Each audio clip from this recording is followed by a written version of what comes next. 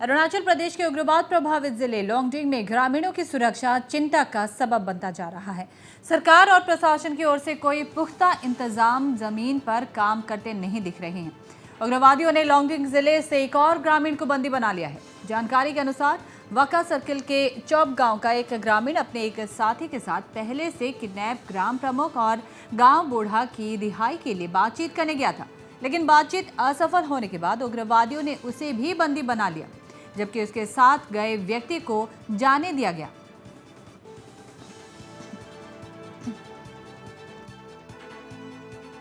तो अरुणाचल प्रदेश से इस वक्त एक बड़ी खबर सामने आ रही है। उग्रवाद प्रभावित जिले लोंगडिंग में ग्रामीणों की सुरक्षा चिंता का सबब बनता जा रहा है। सरकार और प्रशासन की ओर से कोई पुख्ता इंतजाम जमीन पर काम करते नहीं दिख रहे हैं।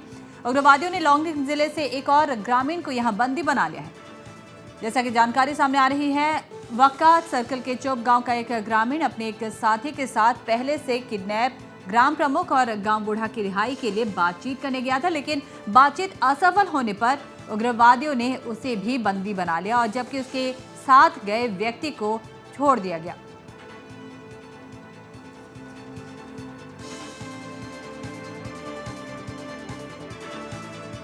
लोंगडिंग जिले में अब उग्रवाद का शिकंजा कसता जा रहा है। और इस खबर पर हमारे साथ एक बार फिर से जुड़े हमारे संवाददाता रिपुंजय दास। रिपुंजय, जानना चाहेंगे इस पूरे मामले को लेकर आपके पास क्या अपडेट है? हेलो जी रिपुंजय, आपसे जानना चाहेंगे इस पूरे मामले को लेकर आपके पास क्या अपडेट है?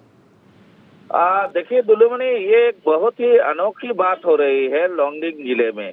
हम पहले से ही बताते आ रहे हैं कि लोंगडिंग जिले का जो लॉ एंड ऑर्डर सिचुएशन है वो काफी बुरी हालात में है और इसको लेके वहाँ के सरकार भी काफी आश्चर्य करने वाली बात है। कोई परेशानी नहीं है, उनको कोई सूझबूझ नहीं है, कोई वो दायित्व नहीं लेना चाहते हैं। तो इस बात को लेके बहुत ही जो वहाँ का जो मामला है काफी गरमाया हुआ है इसको लेके, और इसी बात का एक नतीजा है कि अभी वहाँ के गांव वाले पूरे परेशान हैं। वो अपने आप अपने लोगों को छुड़ाने की कोशिश कर रहे हैं, निगोशिएशन कर रहे हैं, और इस दौरान फिर से एक हादसा हुआ है जिसके दौरान दो गांव वाले गए थे इनके चौप विलेज से, जो राजा और गांव बुढ़ा को बारे में कुछ बातचीत करने के लिए, निगोशिएशन करने के लिए, उनकी सुरक्षित वापसी का एक प्रयास में लगे हुए थे, क्योंकि वो जान रहे हैं कि सरकार तो कुछ कर नहीं रही, कुछ ठोस कदम नहीं उठा रही है। तो इस बात को लेके दो लोग कुछ गए थे, लेकिन इस निगोशिएशन फेल होने के बाद उग्रवादी संगठन में इन दोनों में से एक को, जो गांगमाओ गांगसा है, इनको अपने पास रख लिया और एक को जाने दिया।